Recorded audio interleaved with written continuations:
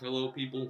So I'm going to be telling you guys about how to change exposure and ISO for night shots with a DSLR camera. Now specifically this one is a EOS Rebel. It's a pretty good one. It's a pretty amateur camera. Of course there's better ones, of course there's worse ones, but most cameras have an ISO setting and a exposure setting.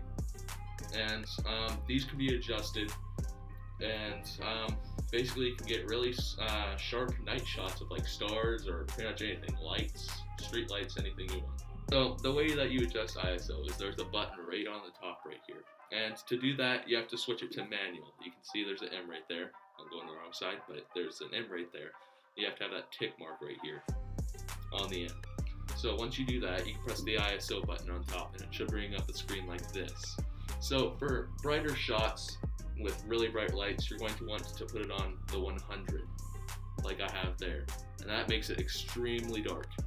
Now here's where I went out and adjusted the camera quite a bit. I started out on some lights and I moved around quite a bit from what I started at, and I couldn't really get good audio quality out of the original video because it was really windy. So I'll show you those shots now. So this is the shot that I start out with. I had my ISO and my exposure too high, so I needed to lower it. Now on this shot, I got a little bit closer to my goal. I just need to adjust the exposure and ISO a little bit more. I had the exposure pretty low, but the ISO was about where it needed to be. So on this shot, I got pretty close.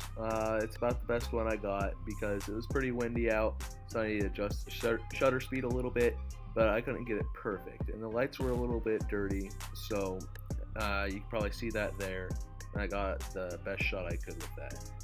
Knowledge in this video, you can take shots like this that I'm about to show, or you can take shots like this. And this is just done with a few minutes of setting up. Some of them can take longer, some of them can take shorter time, but it all depends on how well you know the camera.